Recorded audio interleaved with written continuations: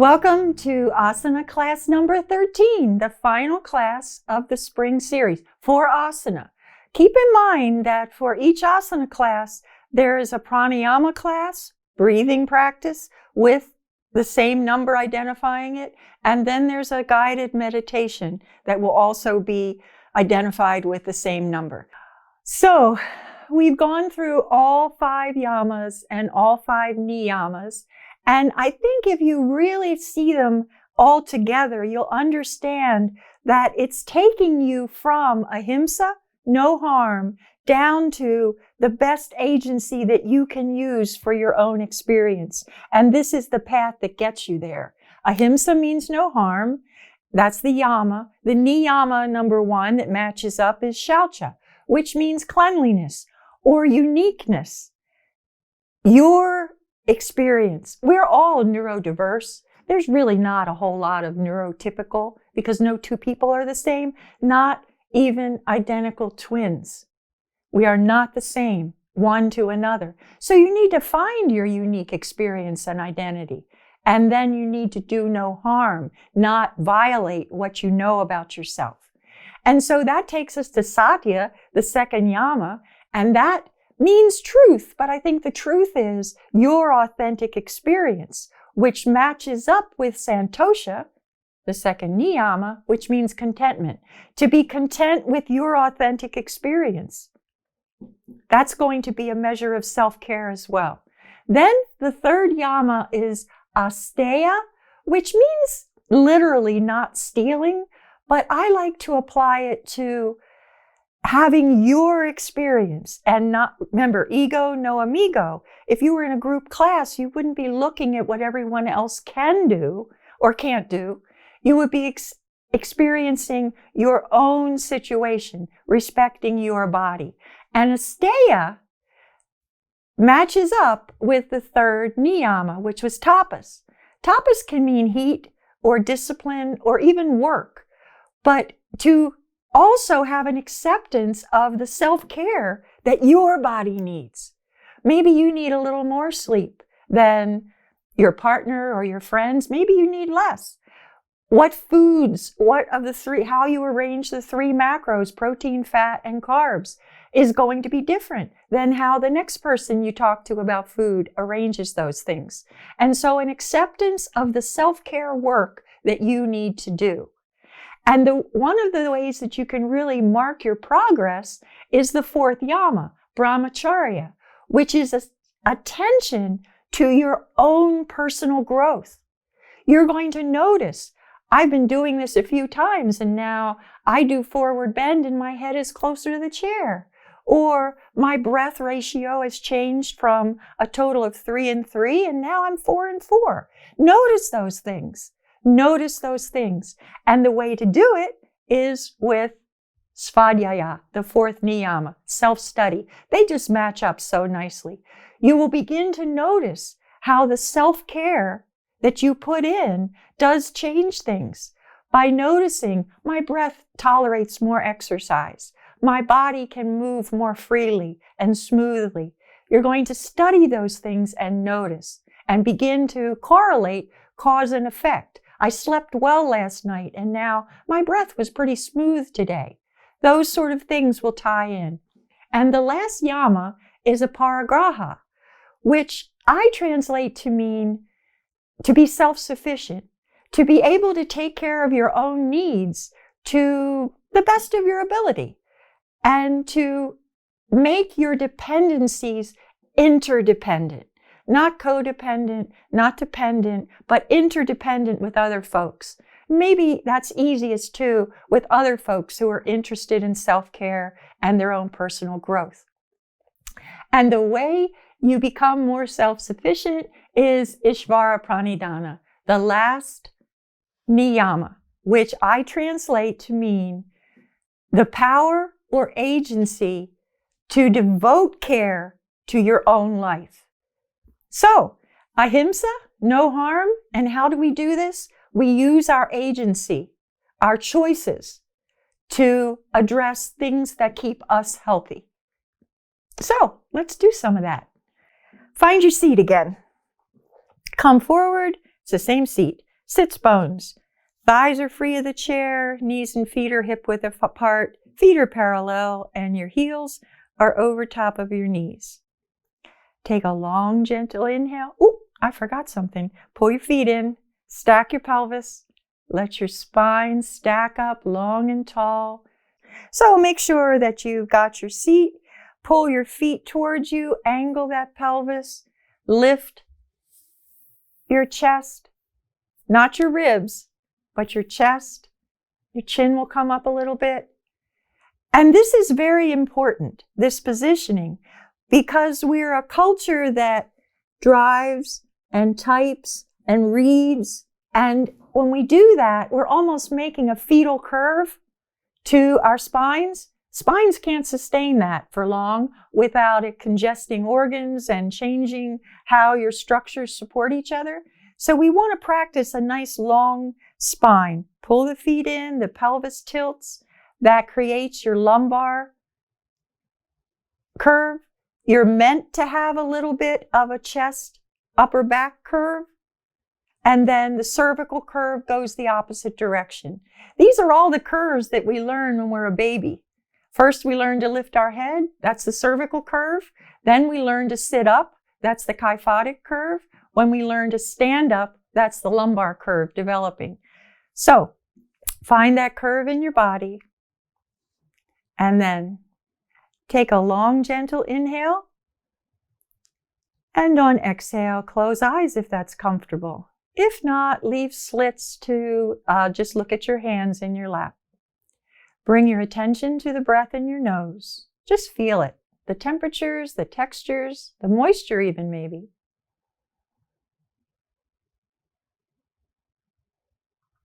Bring your attention to the breath moving through your throat.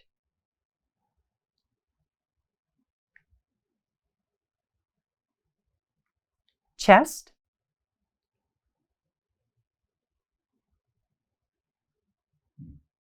Belly.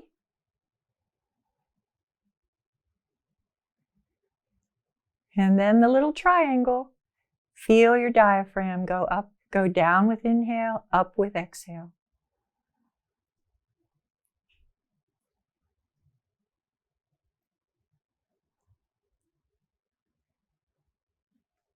Feel your whole torso breathe.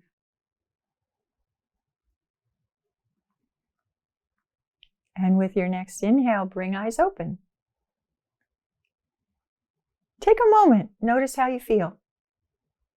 Just from that simple breath practice. And remember, that's a good breath practice to use if you're feeling irritable or if your nervous system is overstimulated.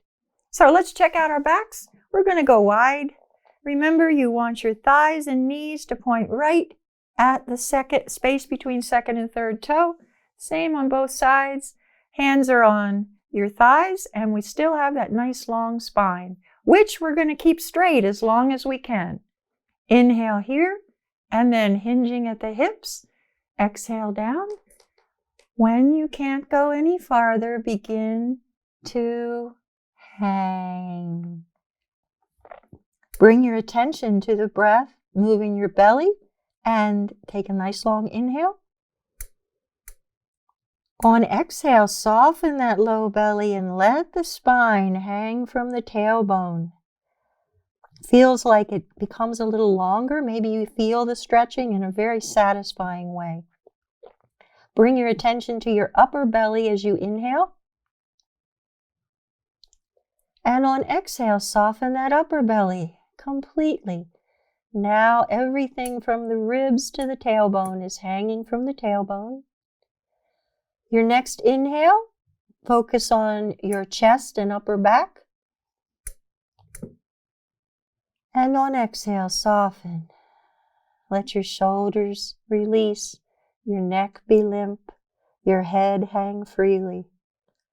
Feel that light pull from tailbone to the top of your head. And then, because our head is lower than our heart, and because it really feels good, take a nice long inhale that fills the torso and lifts you up a little bit. And on exhale, soften low belly, upper belly, chest. Release your neck, let your head hang. And then press down with the feet, straighten, and inhale your way up. Notice how you feel as you walk your feet back in. Okay, I'm going to spread out my mat and move my chair.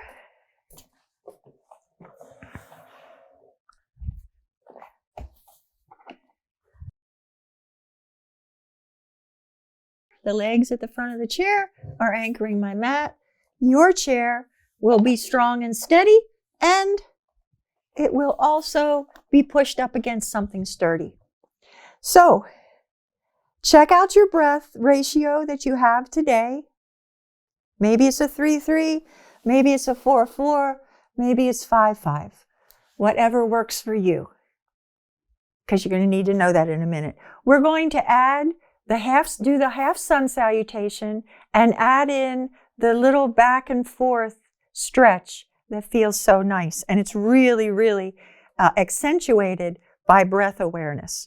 So my feet are hip width apart. I'm very close to my chair. Exhale here. I'm going to use a 4 count. Inhale, 2, 3, 4. Sticking your bottom out. No sense of falling. Exhale, 2, 3, 4. Take hold and soften your belly. Let the air go so that you can really hang for a moment. Shift your weight to one foot and inhale, 2, 3, 4. Exhale, 2, 3, 4. I'm straightening the front leg as much as possible. Back leg is staying straight too. Inhale, 2, 3, 4. Exhale, 2, 3, 4. Inhale, 2, 3, 4. I'm going to come out with this one. Exhale, 2, 3, 4, and jump in. Hang, let go of all of your air. Inhale up. And exhale down. I'd like you to pause the video and do as many of those as you need to feel the stretch, to get the joy out of it. And then when you finish one side, I want you to do the other side for about the same amount of time. So pause the video, do a series, equal numbers. If you do 5 on one side, do 5 on the other side. And then notice how you feel, come back, and I'll ask you about it.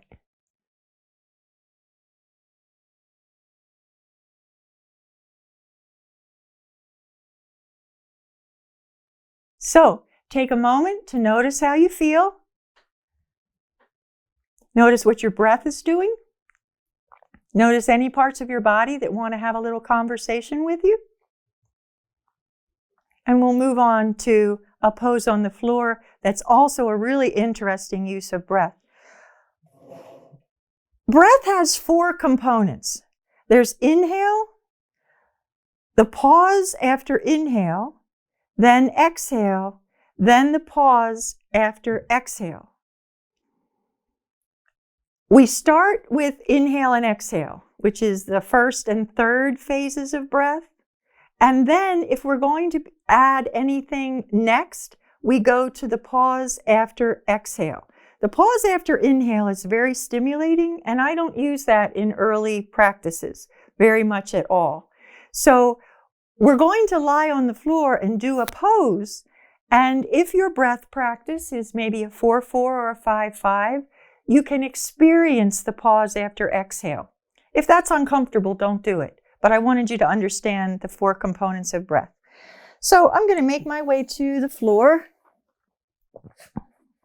and ease down so that I'm on my back with knees bent and feet flat. Take a moment to just adjust. Take a moment to notice how you feel. And then bring one knee over your chest, fingers in the knee crease, not the outside of the knee, but the knee crease. Rock back and forth to get that back nice and flat. You can hug the knees a little. That can feel good in the lumbar area. And then bring your foot down, one at a time, and then the others. We don't bring both feet down at the time because that causes a lot of tension in the abdominal muscles that aren't useful in this particular instance. So I'm going to show you what I'm doing, and I'll do the breath count for the practice, and then I'll talk through it again. So my arms are out in a T position, palms down. You don't want your arms too high like a Y, and you don't want your arms too low. If the arms are straight out from the shoulder, then if you need any help to raise the knees back up again, you can push down with the palm, and that will help you. It'll help engage the core to raise your knees. Walk your knees and feet together. We did this pose at least once before, so I'll talk you through it without breath and then with breath. So inhale here. Exhale down to one side. My knees and feet stay together. When I'm here, I soften my belly and relax into this position. Then, inhaling the knees back up. If you need to press down with the same side hand, you can. And then exhale takes you down to the other side. Knees and feet stay together. If your shoulder comes up a little bit, that's okay. Better that the knees go down. Soften your belly here. And then inhale up, pressing down with that side hand if you need to. So that's the movement. We're going to always exhale down because the exhale is actually a twist. Twists only happen on exhale. It's like wringing out a dish rag. You're definitely expelling things with a twist. You can't take anything in. So, same position, and this time I'll give you an idea of the count, and you can play with it. But watch first. Don't do along with me this time. So I inhale here. 2, 3, 4. Exhale. 2, 3, 4. Soften the belly and stay. 2. With no air. 3, 4. Inhale up. 2, 3, 4.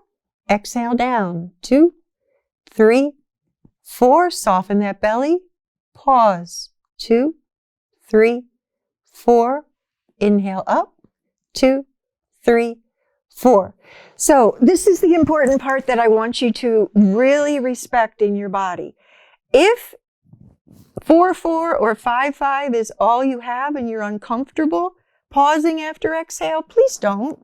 Please be safe. But if you can, if you soften your belly and relax your torso, you very well can probably remain. If it doesn't amount to your full count, that's okay. But notice that space, that relaxation aspect of no breath. Have to soften your belly first. So try a few of those on your own until you're really not getting any more joy out of the twist. The twist does wonderful things to the hips and low back. So try that a few times and notice while you're doing it.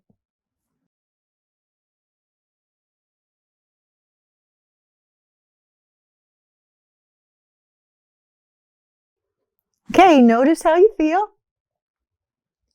What's your breath doing? Were you able to sustain or not? Respect it. Respect the body you brought. Okay, let's move on. I always like to finish that twist with bridge because every yoga pose has to have a counter pose. The counter pose should be in the same orientation. Right now I'm supine, and I'll stay supine for the pose, which was the leg lowers, and for the counter pose, which is going to be bridge. And the counter pose should also be a little bit easier than the pose itself. And I think if you follow the directions, that I give you, even if you struggle with bridge, you will find bridge is easier than it has been in the past. That was my experience anyway. So my arms are now straight. alongside my body, palms down. My feet and knees are hip-width apart. I'm going to press my feet down into the mat, which will tilt my tailbone up, and my lumbar spine presses against the mat. On inhale, the tailbone goes down, and the curve in the back is exaggerated. So exhale. You're not going to put your hands here. I'm just doing this so you can see the movement that happens in the spinal arch. This is the inhale. Exhale. Inhale. I teach it with pressing the feet down, but after a time, you'll be able to rock your pelvis back and forth without your feet engaging, and that's okay too. So let's use that for bridge. Your body is essentially a line that's bent right now. Your thighs are one part of the line. Your torso is the other part of the line. If you push your knees away from your head, this line will naturally straighten out. And it really is that simple. So I'm going to inhale here. Exhale. Press the low back down. And then inhale. Push the knees away, and up we come. On exhale, come down one vertebra at a time until your low back hits, and then you're ready to come up again. The trick is really, I think for the longest time, I thought I was supposed to be lifting my hips or lifting my belly. And that's really not where most of the effort is coming from. In fact, with bridge, you might even get some hamstring spasms. And if that happens, this is the absolute stretch for that. Again, fingers in the knee crease, knee as close as you can, and just straighten this leg out. It'll feel so good if you're getting a little hamstring spasm from bridge. But if you think about that experience, I think everybody's probably experienced that hamstring thing. You'll know that the thighs are doing the work. So think about using your thighs to push your knees away. Let's add the breath count now. I'm going to use the usual 4-4. So, inhale, 2, 3, 4. Exhale, 2, 3, 4. Inhale, 2, 3, 4. Exhale, 2, 3, 4. Inhale, 2, 3, 4. Exhale, 2, 3, 4. Inhale, 2, 3, 4. Exhale, 2, 3, 4. There are a few choices that you can make. If that's difficult for you, you can also walk your feet a little bit farther away from your butt. You might not get as high, naturally, because the knee is not as high, but it might be easier on your knees. You can also lift your toes to engage the knee ligaments and tendons equally, and that will take care of any knee discomfort. So make a choice about how you're going to do it and try a few on your own with your breath pace. And please notice as you go, because I'm going to ask.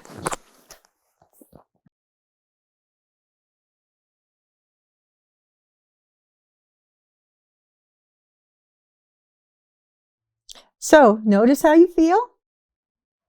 Notice in particular any parts of your body that want your attention right now, doing a toe to head scan. And then we're going to offer one more counter pose just to finish this off.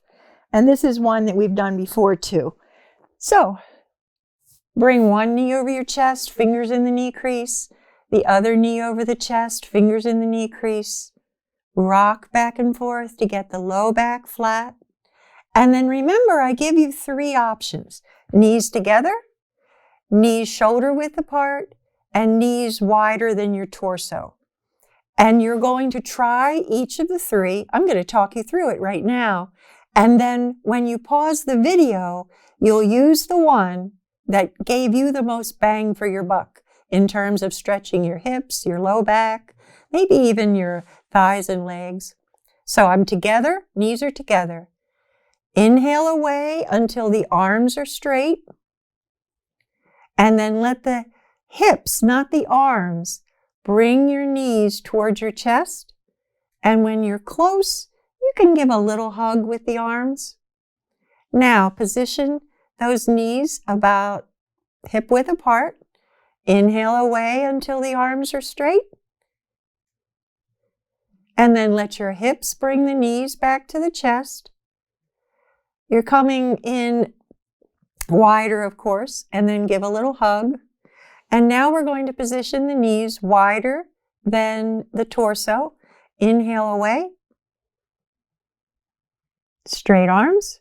And then exhale in, gently letting the hips do the work, not the arms. And then at the end, you can give a little squeeze.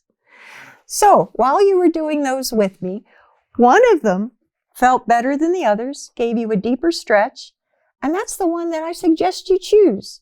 Do a few of those until you're just not getting any more joy from that stretch in your low back and your hips. And notice, because I will ask. And while you're doing that, I'm going to move my chair and fold up my mat. So pause the video, give it a few practices, and I'll be back in a minute.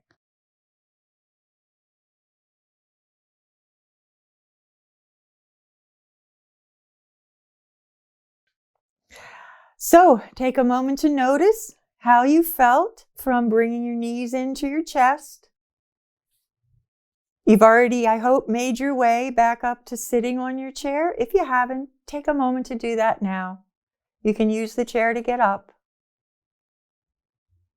And so in 13 classes, we've talked a lot about not harming your body, about respecting your body, about appreciating and being content with your challenges and limitations right now, but also watching yourself grow, watching yourself change. You can repeat these videos as often as you like and keep on growing. Your breath ratios might change, your abilities might change, your endurance will change. All these things are a good idea. So you can take responsibility for your own nervous system regulation. Remember, breath is the biggest tool in your tool bag for nervous system regulation. And so, keeping that in mind, let's close out with the deeper breath awareness practice. Find your seat, pull your feet in, stack your spine, lift your chin. Arms are limp and relaxed. Take a long, gentle inhale that makes you a little taller. And on exhale, close eyes and soften anywhere you know you hold tension. Bring your attention to the breath in your nose. And on exhale, soften jaw, cheeks, smooth out your forehead. Let the little muscles around your eyes be quiet and slow.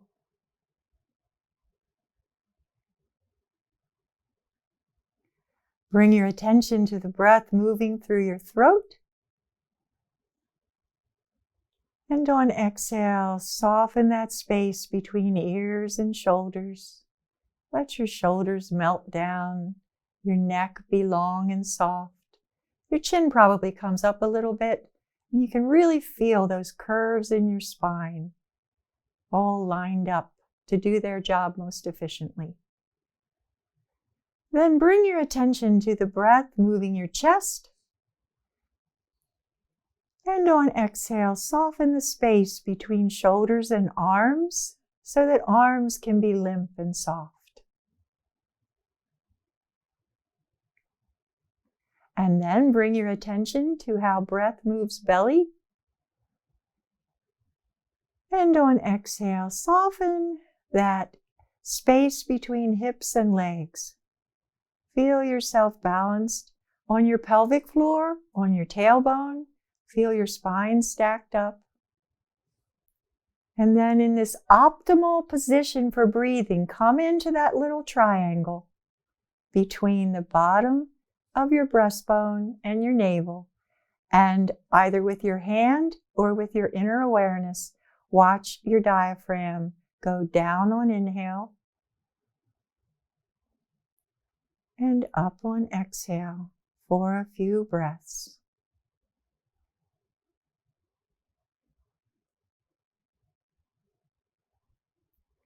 And then, with your next inhale, bring eyes open.